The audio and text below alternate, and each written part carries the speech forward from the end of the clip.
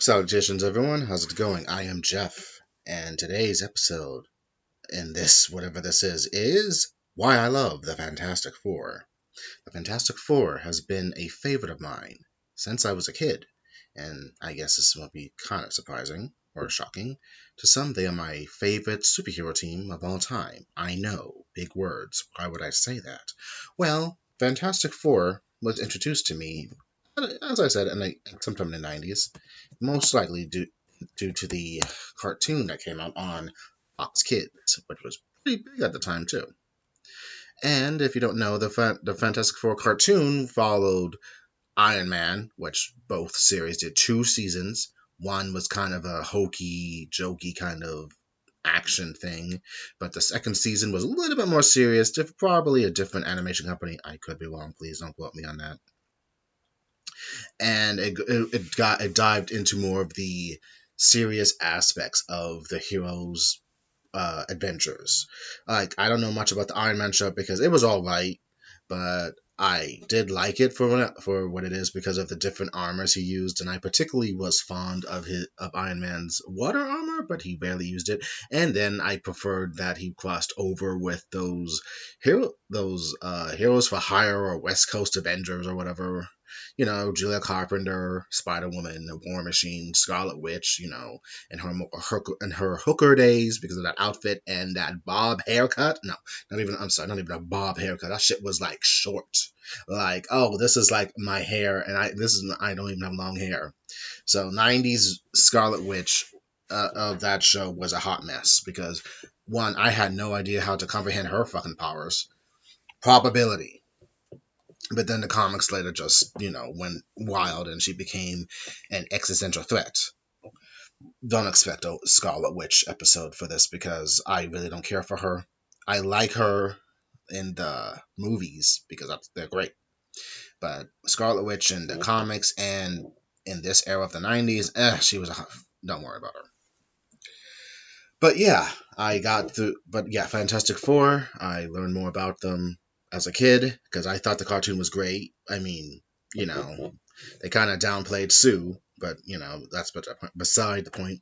Second season was a little bit more serious, dark animation qualities, and I believe that with the dark came like more better episodes due to it was a little bit more action oriented, and they had a little bit more to do with all the characters and their growth as a family, even though the only key episodes I remember them showing were when they went to Subatomica or whatever, where the Fear Within or whatever, when the Fear Mongol came to the surface and was using Fear Ray or a personality switch machine to make them have their darker impulses come out to light. And then in the middle of the episode, Sue was influenced by him and she became Malice, Mistress of Hate. And she had she wore this dominatrixy, sorry, not dominatrixy, that's not a word, dominatrix leather attire, cape, hooker boots, and spiked up headgear or something. And she had the most outrageous speech of all time that stands really true for me. That she says something like, "For you, for them, and the rest of my family." I kind of butchered it, but she did that laugh, and it was kind of awesome. And pretty much, it showcased that Susan Richards is the strongest and most feared of the Fantastic Four because invisibility, shields, or whatever. But I'll get there. But yeah, the cartoon really, I loved the cartoon as a kid, but I only did 2 seasons, which was disappointing. And yeah, but actually, I didn't get into the Fantastic Four at least until I was in middle school. And middle school for me at the time sucked ass. I was fucking bullied a lot of trauma, a lot of pain, and I just kind of dived more heavily into reading, and that was like with Animorphs and Fantastic Four, and I randomly came across it one day, and my first issue was a comic that was during the Chris Claremont years, which how I got my start with reading Fantastic Four.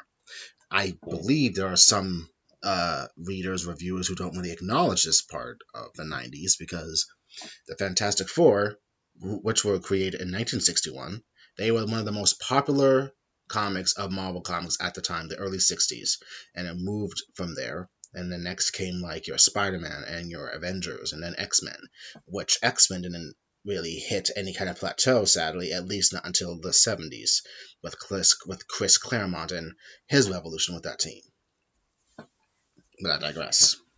The Fantastic Four consists of Mr. Reed Richards, the leader and one of the smartest men in the Marvel Universe.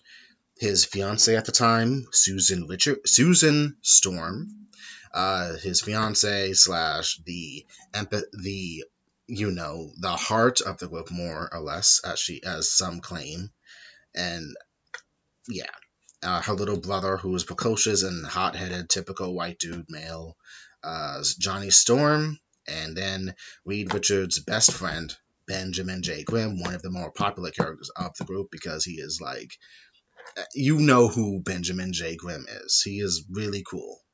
And I actually hold him in very high regard in the Fantastic Four because he is one of, as Sue has said in one of the comics, in some random comic I remember reading, she actually thinks it's Ben who is really truly the heart or soul of the Fantastic Four.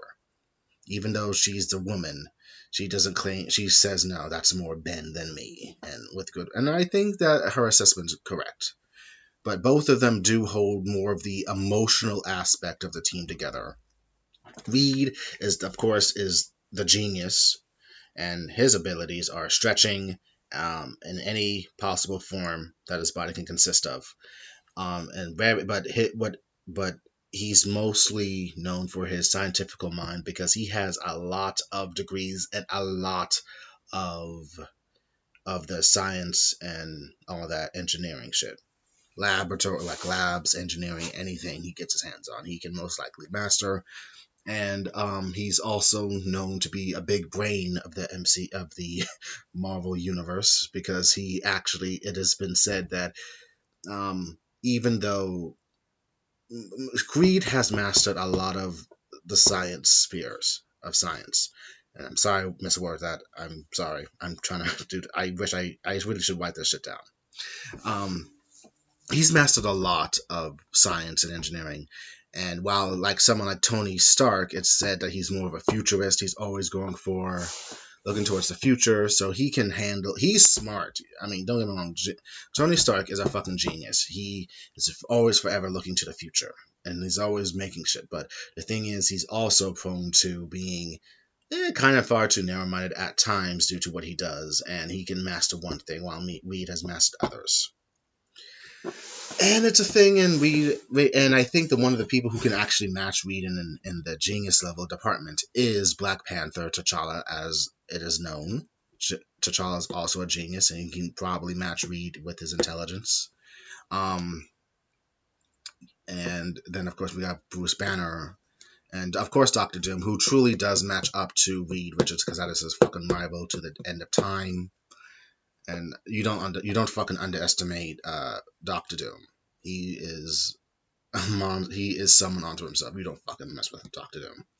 But yeah, Reed is all this, is smart, intellectual. He got the hot wife, Sue, but he's also prone to being so narrow. He's also prone to be closed-minded when it comes to the aspect of magic, which is a downside for him. So yeah, Reed he's a swell fellow. He does care for the ones in his team and his family altogether. He's a good father, but he does get lost in the woods sometimes, and it's usually up to either Ben or Sue to like drag him away, particularly Susan at times, like saying, Reed, get your shit together. We gotta do something, or whatever. But yeah, and I actually think I like Reed a lot more as an adult than when I was a kid, because I was like, oh, what the fuck is Reed gonna do? Fun fact: the first comic book I got with Reed and his stuff was in the Chris Claremont one, when he was battling someone named Crucible in a knocked out, dragged out fight, and it's pretty cool. And it made me, in my opinion of Reed, improved when he was able to beat this guy. And it was a pretty much a good arc for him. He showed that he has grit, and don't underestimate him. Next in the group, we have Susan Sue Storm, or Richards now. She goes by in the comics. She is the female. She was once the uh, damsel in distress, sadly for the Silver and Bronze Age, it seems. Before before the 90s and current comics said that, wait, she's actually pretty strong or powerful if you know how to write this character. And it shows with her assertiveness and how she uses her powers, and the fact that she is a mother, a wife, and a friend, a sister, all those things. And she really is the matriarch of the family and pretty much does keep them together.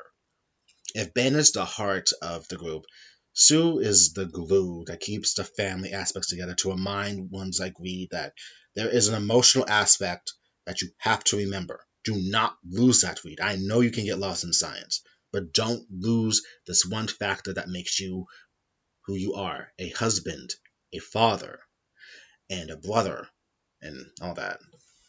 Or keeping the peace between Ben and Johnny, which everyone knows is infamous because they go into like trolling each other and shit. So yeah. Next we got Johnny Storm, who I don't really care for. I honestly, he is not my favorite character because he is so immature, and the way they write him is so out there. He's a cis white male. I think I used that term correctly. I'm sorry if I missed it. I do apologize. He's blonde, blue-eyed, handsome, but he's also a slacker sometimes. He was actually pretty popular in the 60s, 70s, and all the comics of Fantastic Four before it's like something happened, and he never really grew out of that phase. There have been stories where he does maintain some kind of relationships, like with Crystal or Medusa, which I ain't gonna get into.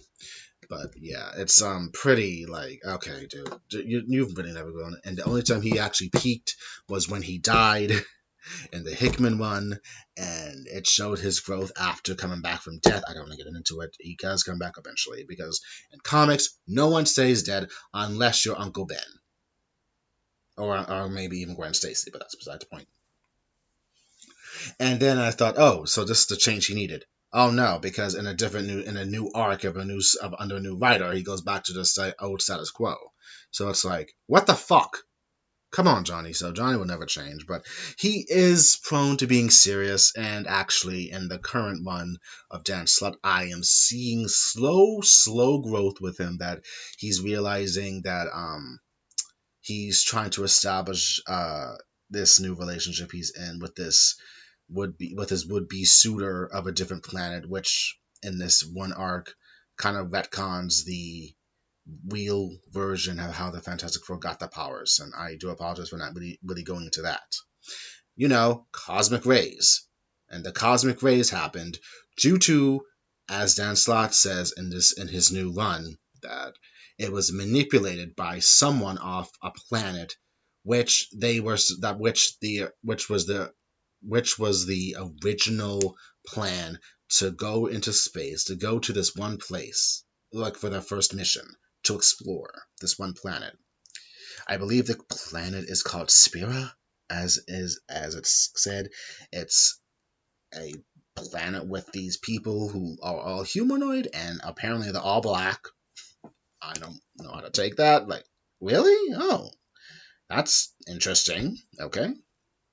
But on this planet, on the planet Spira or whatever, they are like peace-loving people, humanoids like us. So they're probably human that somehow got wrapped up in space. I don't know. He's never really explained it, and I'm still trying to comprehend this new information I learned like last year. Sorry about that. But anyway, so that was the team's original mission, to go into space, to go to this planet and explore it, not to do anything. But the person in charge of the planet Spira, he foretold through science or whatever that the four would bring disaster upon their planet. So in order for not that to happen, he was going to give all his people exposure to the cosmic rays, which will eventually go to the Fantastic Four. I know it's peculiar, it's strange, it's weird that this was actually a machination by someone else on a different planet and not by just happenstance or destiny. It's strange. I kind of accepted it, and I kind of always have in the back of my mind if I think about it. But that's the current new retcon of how they got their powers and why the cosmic storm hit. And it was also revealed that due to this, Reed's calculations were correct. But unfortunately, by the person on Spire manipulating the cosmic rays to hit them full on or whatever, it was what made them. And they were made due to his own machinations, due to because he thought people coming from Earth to explore their planet was a bad idea, and these four would bring disaster. So it's kind of like one of those weird happenings. It's one of those weird things that it's like just accept it. I am enjoying Dan Slott's run, but there are some things there are some things I really can't agree on, like which I'll get to later. But anyway, Johnny's realizing he wants to be kind of more. He doesn't want his sister to be on his case consistently, which is actually a constant in the comics, that she's always worried about Johnny and what Johnny doing, even though she's a mom. But yeah, Johnny is slowly growing, but apparently in this new run coming up probably next month is going to be about his relationship with his new fiance and maybe even Elijah, the woman he married, who was turned up. I don't want to get into it. That's complicated. But Johnny, he's someone I can appreciate at the end, but he ain't my favorite. Like, Johnny, shut the fuck up. You cause far too much damage, and you cause too much shit. Ben Grimm. Oh, right. I'm sorry. I'm not even giving you the fucking powers. Invisible Woman, as her name entails, she can bend light to be invisible, and she can also manipulate. She can also create force fields. And don't underestimate her. Don't underestimate her because she can expand, contract, shape it in any shape or form based on her imagination. She can use up her shields for like a total of like 25 or 30 minutes at 25 miles per hour at top speed.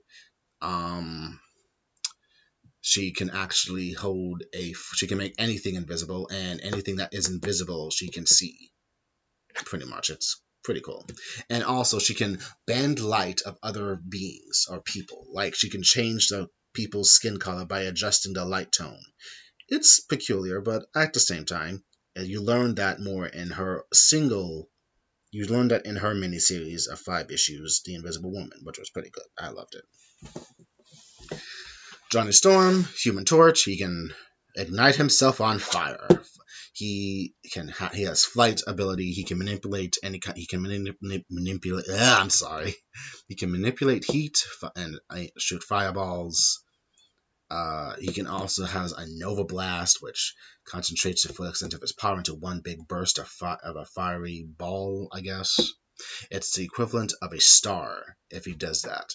So he does have to be in control of what he's doing. There was actually something that occurred in the Chris Claremont one that made him show that he really is responsible with his fire powers, which was good to see. And then we have the 4th member, Ben Grimm, the Thing. We all know his issue: craggly rock skin, but he's beloved by a lot of the Marvel Universe and fans in general because he's the Jewish uncle. He actually is the heart of Fantastic Four. Super strength.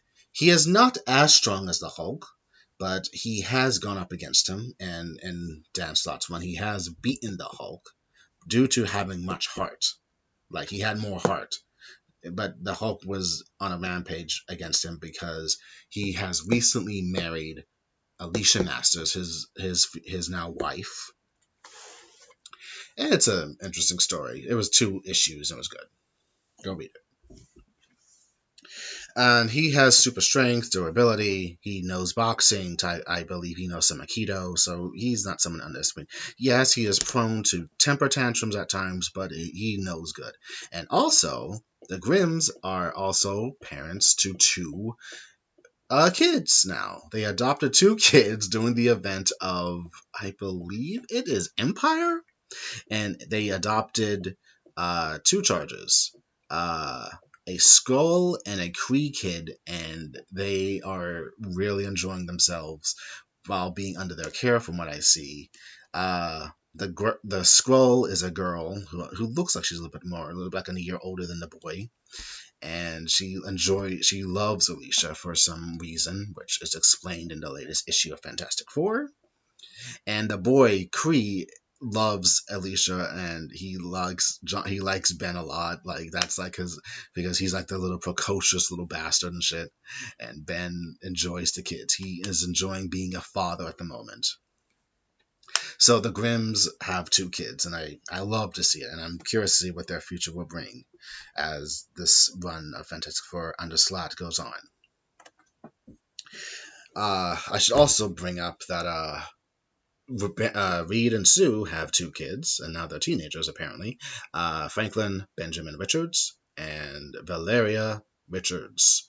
And Franklin Richards, as we all know, is the firstborn child of Mr. Fantastic and Invisible Woman. He was considered to be an Omega level mutant when he was born, and throughout all comics since his conception. But due to events of issue 26 of Dan Slott's run, that is now retcon that he was never a mutant. He actually is somehow manipulated his data to show that he was a mutant all this time. And then Professor Charles Xavier on Krakoa just declared, well, actually, you're not a mutant. As a little boy, you wanted to be special, so you made yourself a mutant, but on a subatomic level, which is why Cerebro at the time thought you were a mutant, but now you're not, so you can't come to Krakoa, so fuck you. The amount of rage fans had with this new retcon really was baffling. I was baffled. This breaks a lot of continuity. This breaks so much shit that we've learned. I know that characters are supposed to grow with the times, and this is a story. The story shapes characters. Characters cannot always be the same. They gotta get roadblocks and see how this affects them in the future. So fine, I get it, Dan Slott. I get it. However, as stated in the Fantastic Four X-Men run, when they were battling over Franklin Richards, you don't just take something from him that is just something that's part of him.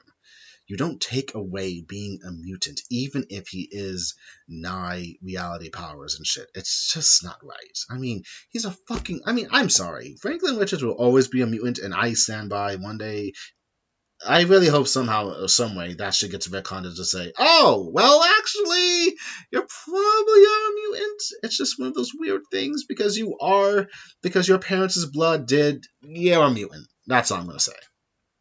I don't know. It's weird, and I think I guess there's been talks if it's not part of the X office, then it doesn't count, but apparently Hickman said something like that. Then Hickman said something, and he's like, you know what? Let Dan Slott do whatever he wants. I got my own thing to do. It's fine.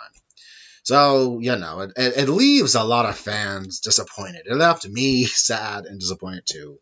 I'm still reading Dan Slott's one. Other than particular stuff like this and everything, I can deal with it. Whatever. But yeah. So right now, Franklin is depowered, sadly. But I think he's now going to try to work through his issues because he's now at he's at a psychiatrist's office now, a special psychiatrist that, well, just read issue 31. I think that's the latest one. Just read that.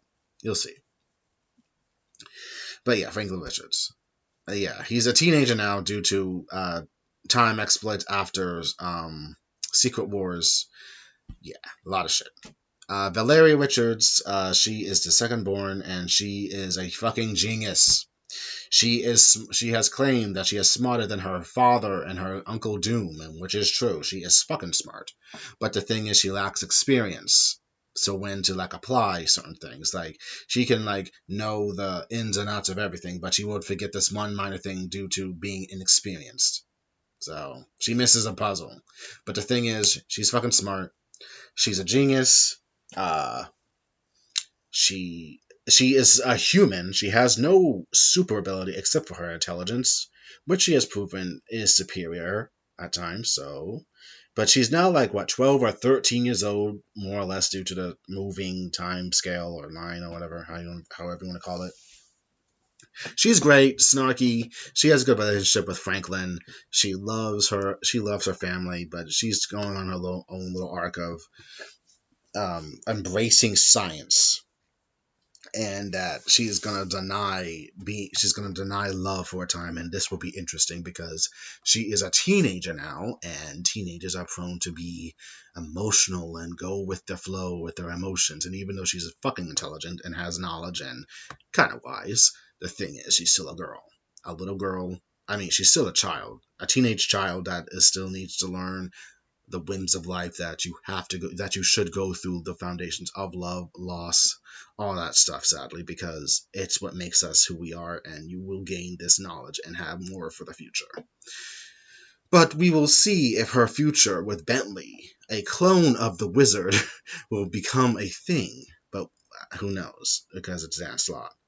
And again, I don't dislike Dan Slott. It's just, dude, I'm holding in there. I'm giving you a lot of chances, bro. Come on, don't disappoint me.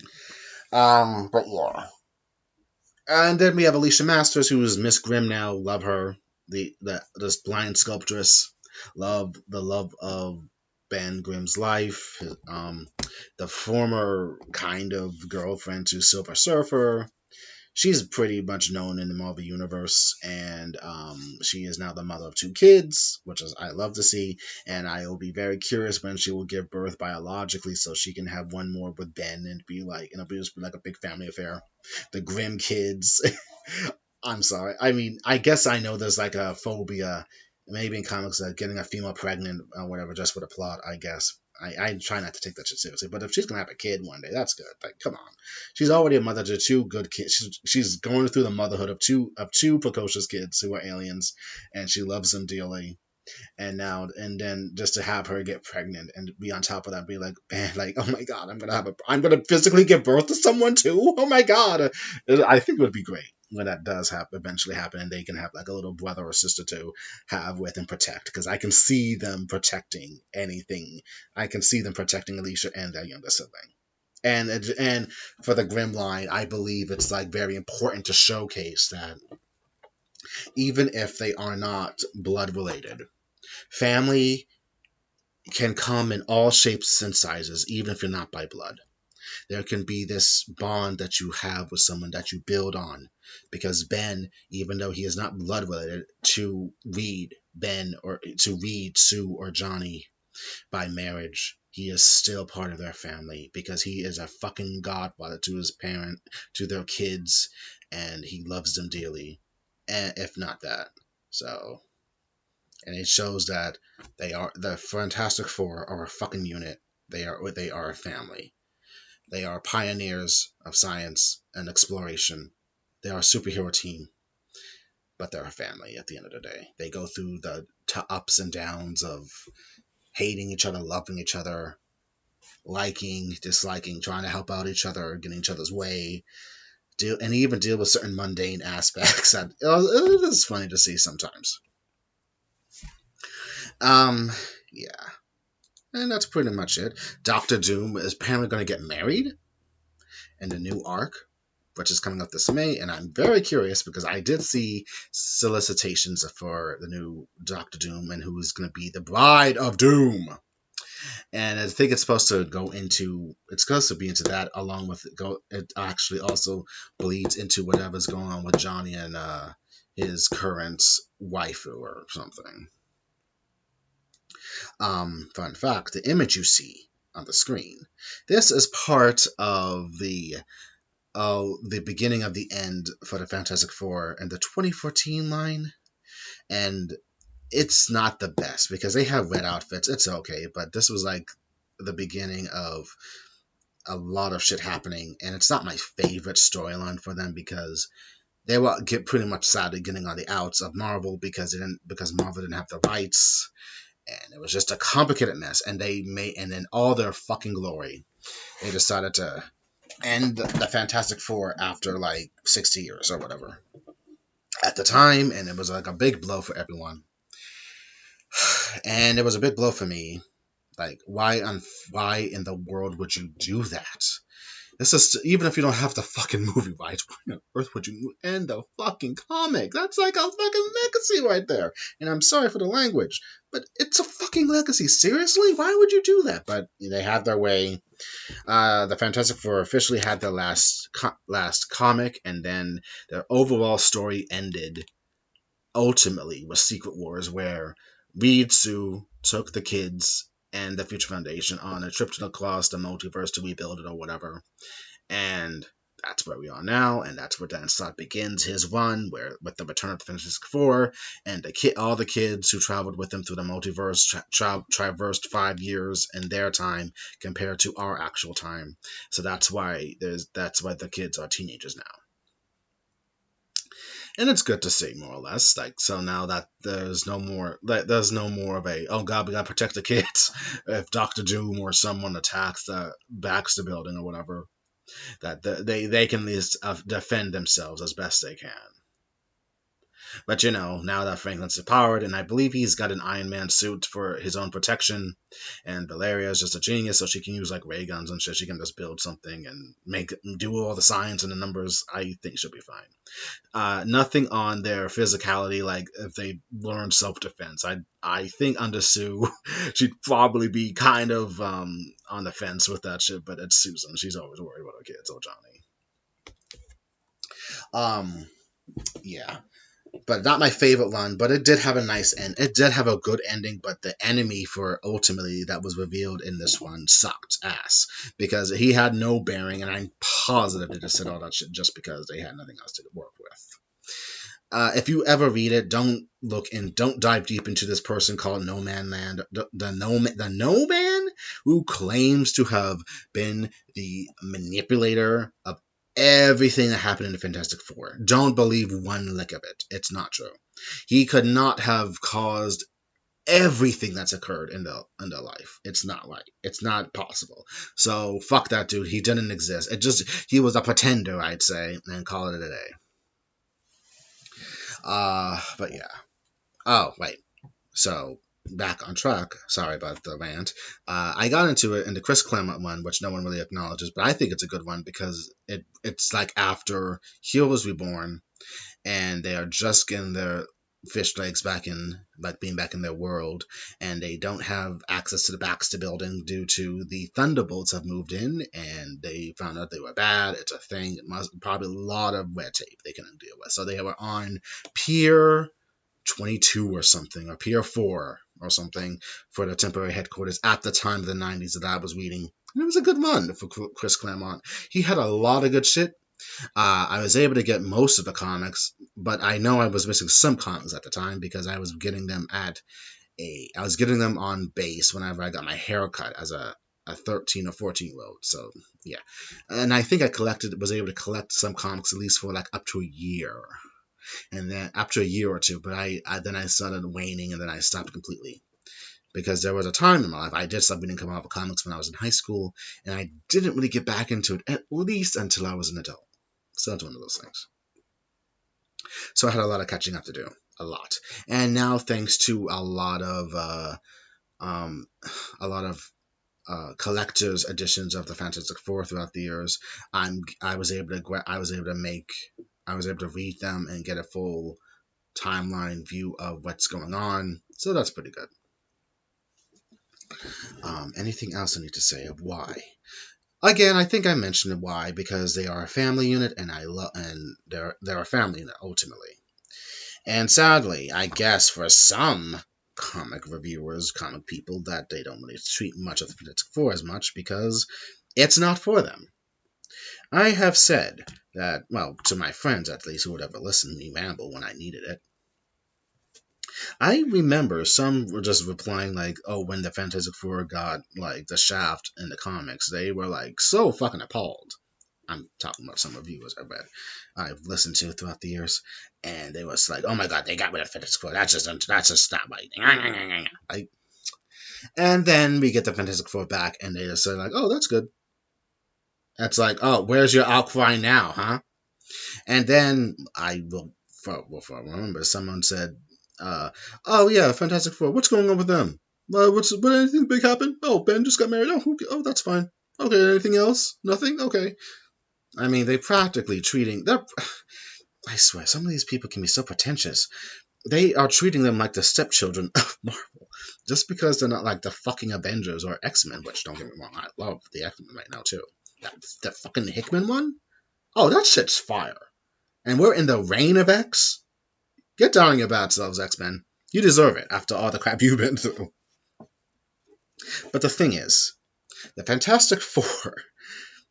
I don't know. Honestly, I guess for me, I want to like show people, or at least fans, that you can like the Fantastic Four without being influenced by any kind of negativity or phobias or whatever from these guys or women, girls, whatever people reviews on their comics, like saying it's good or bad or whatever. Don't go by their standards.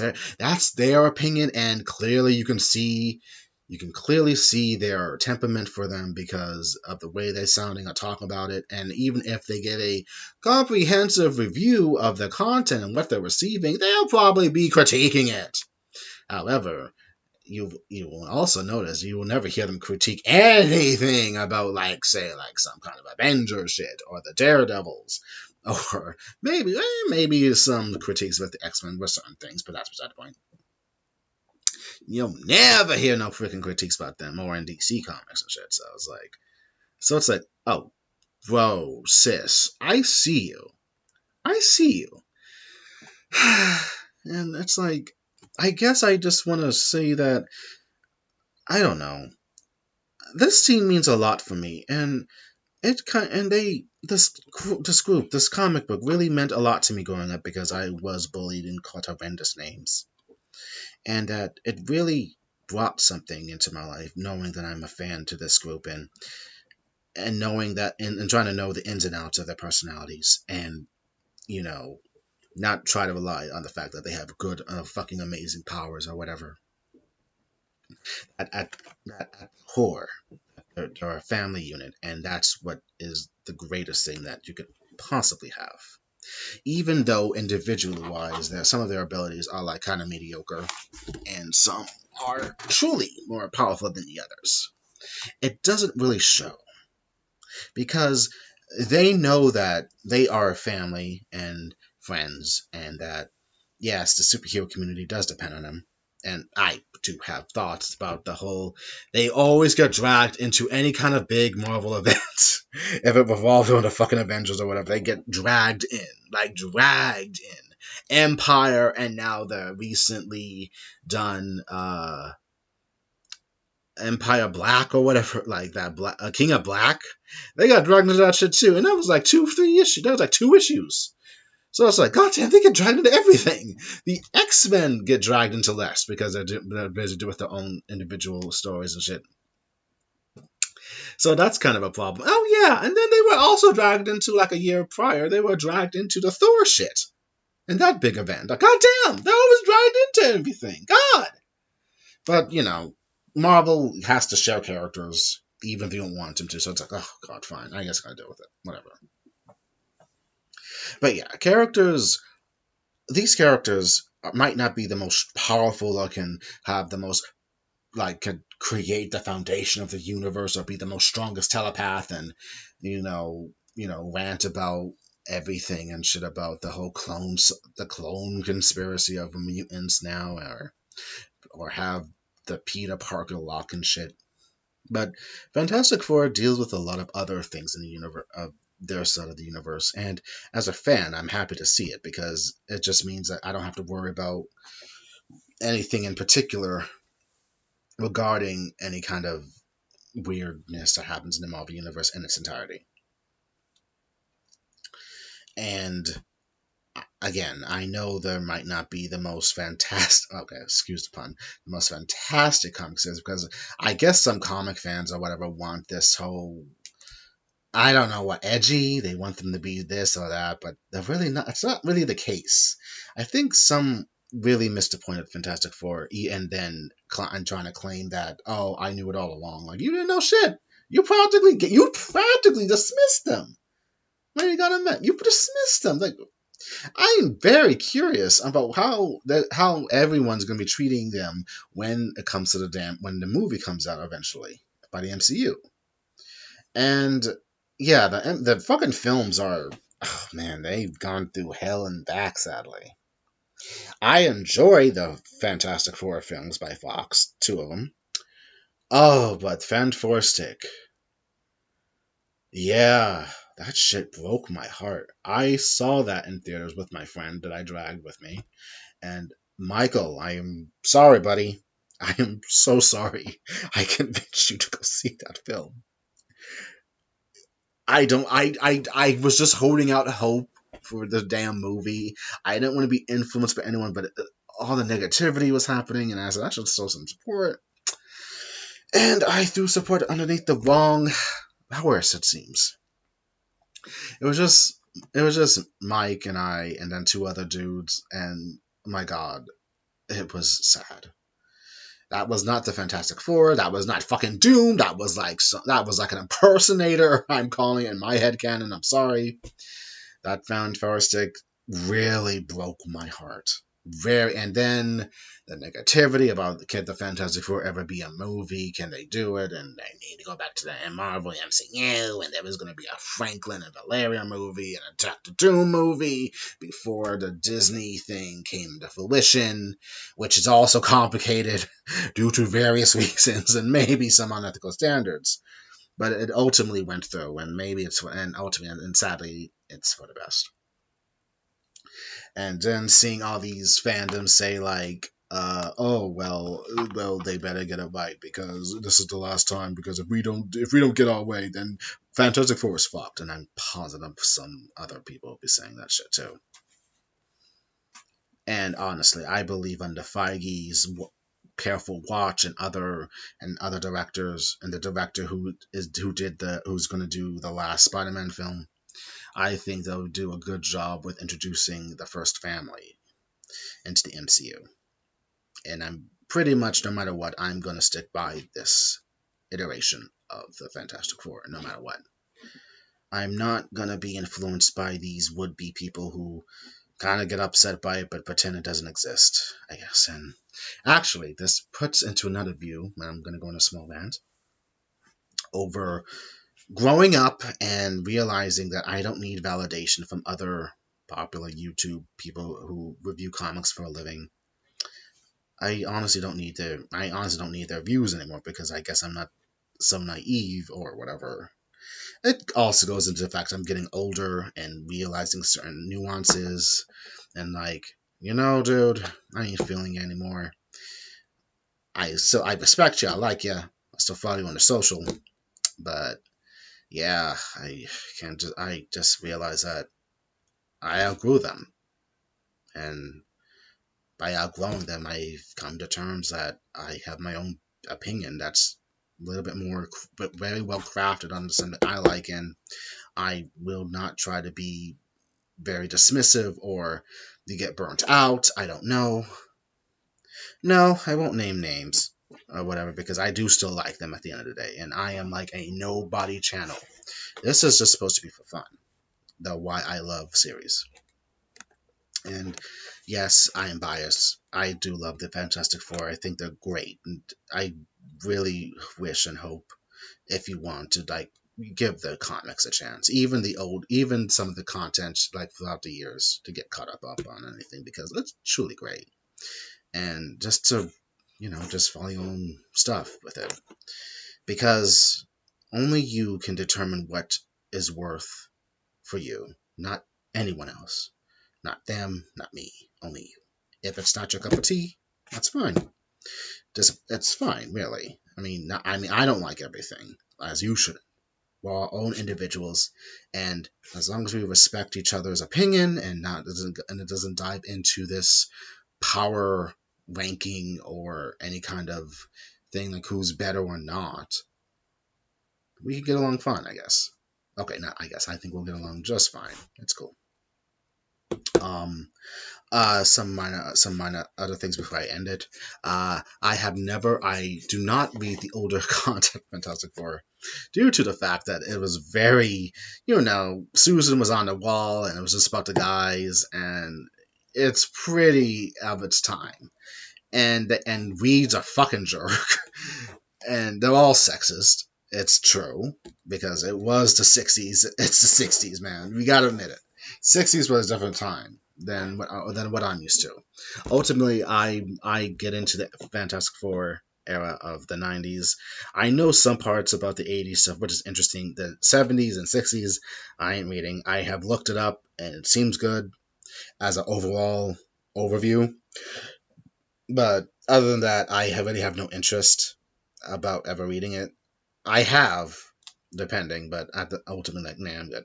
I know what they still are and everything. I like the current comics and what they are because it's more better. They are more better handled nowadays with any kind of writer, depending on who it is. If I really had to pick a writer for the Fantastic Four after Slott, I really would like to see Tom Taylor and how he would do it because he had a good run with X-Men Red under with Jean Grey, and I thought that shit was great. And some didn't think it was because opinions matter, but I felt that he really got Jean, despite what some other people have said, like in podcasts or reviews and everything. I think he did a fucking good job of capturing it and shit. Um, Yeah, Tom Taylor. I think if he's ever done with Grace with the Nightwing one, which I wish him all the best luck because Nightwing needs it after the Tom King fiasco. Um, I think I would like to see him and see what he has for the Fantastic Four as a potential for a writer. Artist, sadly, I don't really know much about the artist. I like any comics. I like any of the genres, artists I see as if it's good, if it's popping, good. If it's like kind of crap, it's like not my aesthetics. I really can't think highly of the artists, but of what they do. But much respect to them for going to the grind and at least getting the shit out. That's good. Anything else I need to say or any other thoughts before I kind of end this?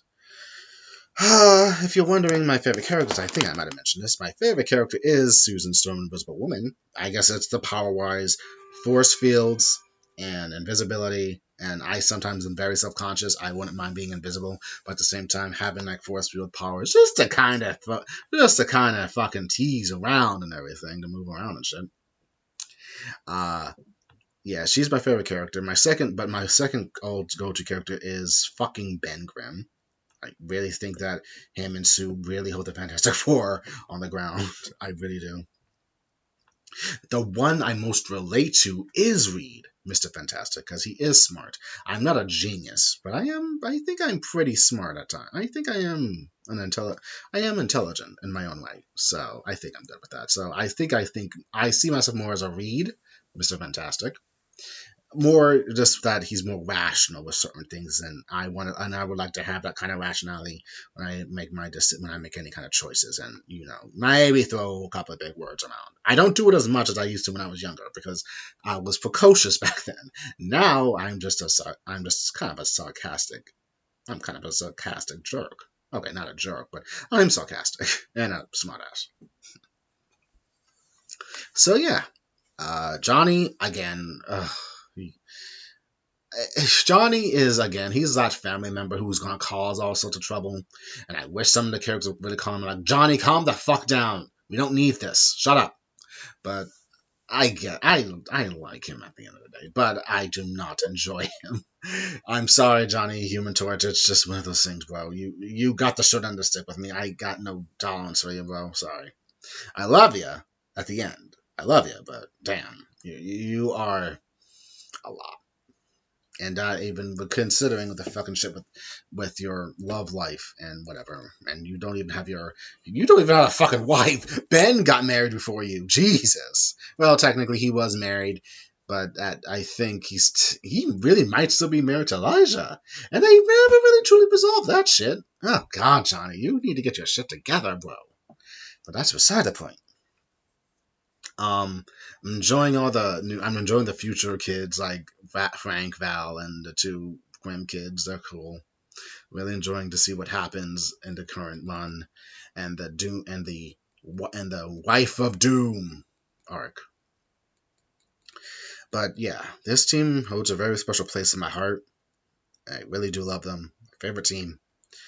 And I will support them through their MCU moments.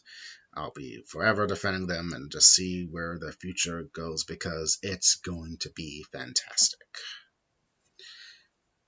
So, this is Jeff. I am part of CJM and this Why I Love. And I will see you next time. Take care.